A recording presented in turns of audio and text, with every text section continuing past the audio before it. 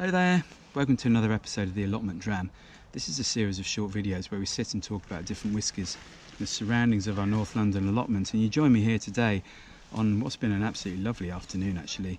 Bright blue sky, a little bit cold, but yeah, quite a few people up here. You can see my neighbours are busy sort of up the hill, sort of bringing some stuff up. There's somebody having a bonfire just down the hill there, and I can hear somebody cutting down some hedge or bush or tree or something like way further down the allotments there. But yeah, absolutely lovely, and it's a lovely, there's not much really to do up here this time of the year, but it's a nice time to be up here, you know, on these cold sort of crispish sort of days. But while that's all very interesting, I'm sure you didn't tune in to hear about any of that stuff. You tuned in to hear about whiskey. And what's the Allotment Dram today, I hear you ask? Well, it's a newish whiskey, came out just back in September, and it's SirDavis, which is the brand new or the latest celebrity whiskey brand to come out of Moet Hennessy. They've gone in collaboration with Beyonce, the famous singer-songwriter, you know, known all over the world.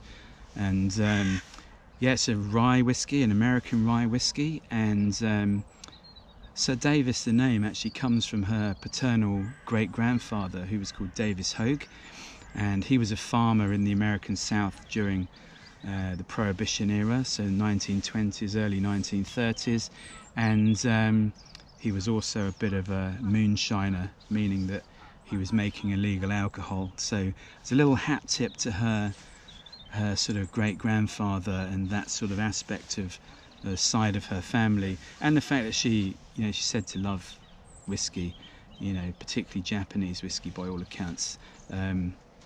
This sort of collaboration came about. So Beyonce and Moet Hennessy, you know, you can see the influence of Moet Hennessy, if nothing else, in the bottle. You know, they design you know, Louis Vuitton, Moet Hennessy, the parent company, you know, design very beautiful things. So this is really no different. Very nice sort of decanter style bottle.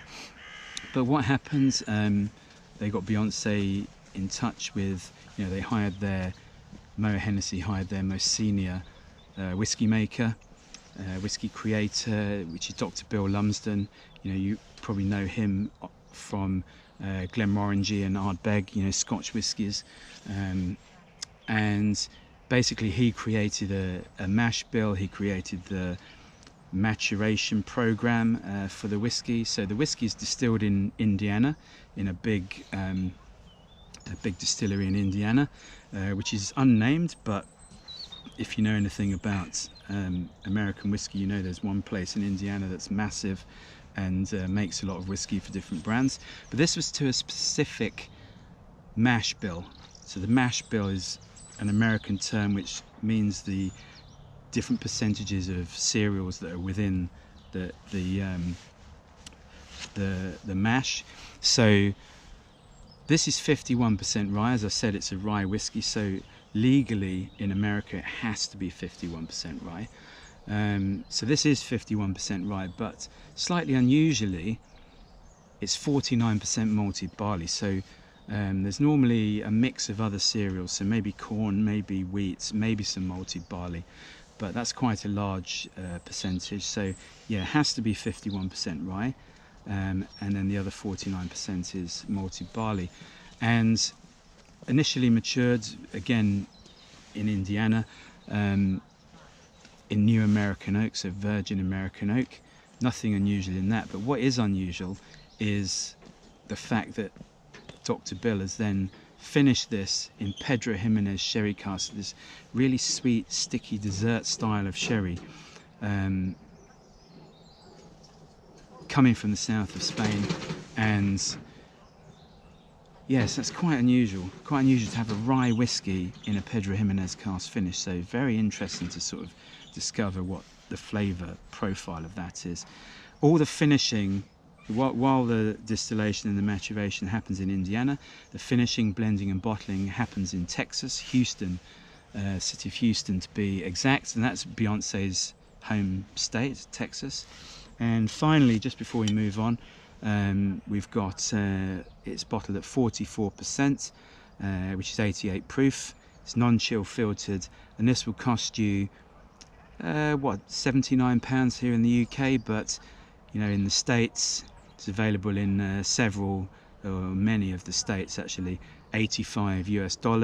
It's also available in 1 or 2 other countries as well, but I can't quite remember what they are off the top of my head. But I think that's enough chat. We should probably have a bit of a taste, so let me just get my glass.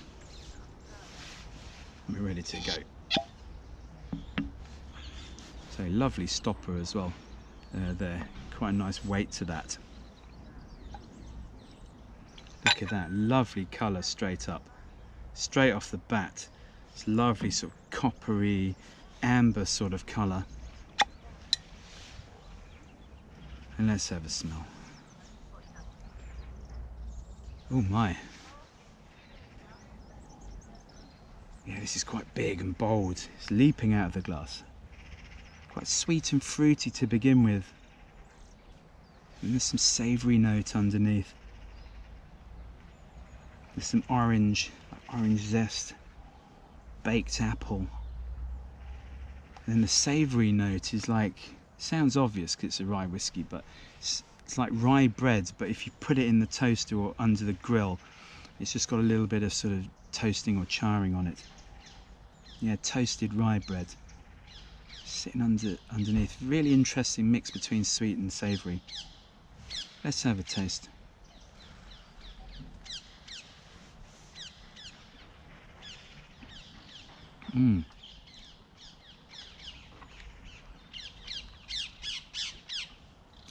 This is a big, bold whiskey. Robust. Lots of grip on the taste buds. Again, got that sweet and fruitiness up front, right on the front of your tongue. Sort of orange zest, baked apple. There's some chocolate coated raisin I'm getting. Bit of like treacle tart as well. Must be coming from the PX, that. It's a quite unusual note for an American whiskey. Then underneath you've got this toasted rye bread again. You've got some cinnamon as well. It's just starting to dry things out a little bit. But yeah, very, very nice. Quite, yeah, as I say, bold, big, rich, robust. It's not messing about. You know, it's not taking any prisoners, that's for sure. Let's have another taste.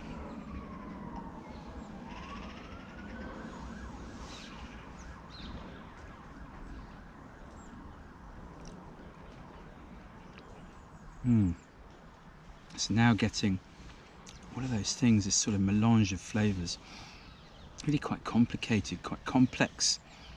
A little bit of coconut now. It's a little bit of vanilla as well, as you'd expect from sort of New American oak. Then you've got, just trying to delve below those notes that I've said before, there's a bit of like bitter nuttiness, like bitter walnut. Cherry as well, maybe. Bit of cherry, bit of menthol. But yeah, very, very nice. Really quite impressive, and not maybe the easiest drinking neat, sort of like this. But I can imagine that in a cocktail, you know, a classic American whiskey cocktail like a Manhattan, an old-fashioned, you know, something like that, would be absolutely delicious because it's so bold and so expressive. It's going to stand out in that cocktail. You know, really, really nice, and I think it will.